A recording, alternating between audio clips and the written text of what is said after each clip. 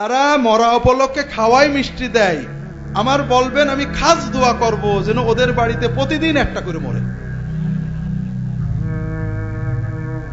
আচ্ছা বলেন তো, মিষ্টি কি আনন্দের প্রকাশ না বেদনার প্রকাশ?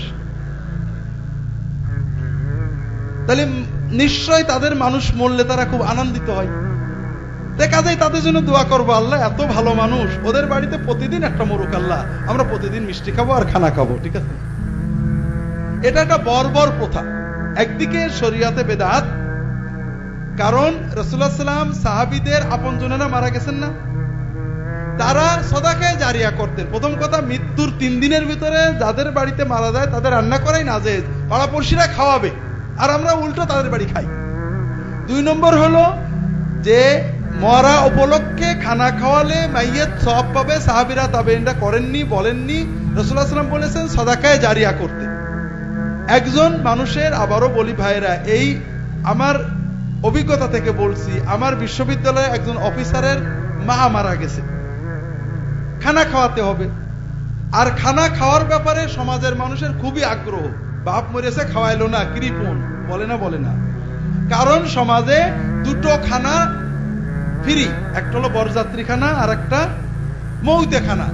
আর বাঙালি এত লোভী, এই ফ্রি খানা খাওয়ার জন্য মানুষের উপর এই অত্যাচার করে। বাপ মরে গেলে খাওয়াবি না? আরে আমার বাপ মরে গেলে কি আমি খুশি হইনি খাওয়াবো? আমার ছেলে বিয়েতে খাওয়াবো, খেয়ে যেও। বাপ মরলে খাওয়াবো কে? বাপ মরলে কি করতে হবে? রাসূলুল্লাহ বলে সাদাকায়ে জারিয়া করতে। ওই গল্পটা বলি। বিশ্ববিদ্যালয়ের একজন অফিসার, নাম বললে আপনারা চিনবেন, উনি আমাকে বলছেন, আমি তখন ইসলামিক টিভিতে আলোচনা করতাম।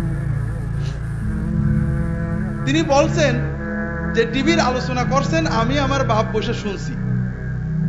এখন গ্রামের সবাই বলছে বাপ মা মরে গেছে, খানা করতে বিরাট, বাপ ছেলেরা সবাই অফিসার, সচ্ছল, সমাজের মাতবর। এখন এই উপলক্ষে কথা হচ্ছে, আপনার আলোচনা হচ্ছে। তা আমি ওই আলোচনায় বলছিলাম যে আপনি 2 লক্ষ টাকা 1 লক্ষ টাকা খরচ করে খাওয়ালেন, প্রথমত নবীর তরিকার খেলাফ সওয়াব হবে না।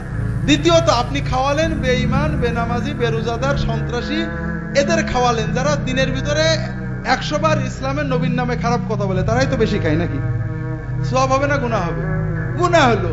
এরপরে কিছু গরিব, মিসকিন, এতিম, দিনদার, আল্লাহওয়ালা, আলেম, তালবেলেম, এতিম খায়, ওদের উপরে জুলুম হয়। বড় বড় গোশতের মালসা, দইয়ের হাড়ি চলে যায় ওইদিকে, ওরা পাত পেতে বসে থাকে। সওয়াব হলো না গুনাহ হলো? তাহলে 1 লাখ টাকা দিয়ে আপনি 90,000 টাকার গুনাহ করলেন, খুব বেশি হলেও 10,000 টাকা সওয়াব হলো। আপনি কি প্রতি বছর 1 লাখ টাকার খানা করতে পারবেন নাকি? পারবেন? পারবেন না। যদি আপনি ওই 1 লাখ টাকা মসজিদ বানাতেন, মাদ্রাসা বানাতেন, সাদাকায়ে জারিয়া করতেন, তাহলে আপনার বাবা মা কিয়ামত পর্যন্ত প্রতিদিন এই টাকার সওয়াবটা পেতে থাকতেন। আর আমার ওই ভাই বলছে, স্যার আপনার এই কথা শুনে বাপ উঠলো লাভ দিয়ে, আমি কোনো খানা করব না, জাঙ্গালিয়ার হুজুরের মাদ্রাসায় একটা বড় ঘর করব। কথা বোঝেননি? আসলে ভাইরা আমরা ভুল বুঝি, এই খানা সামাজিকতা, এর ভিতরে সওয়াব তো নেই, গুনাহ হবে।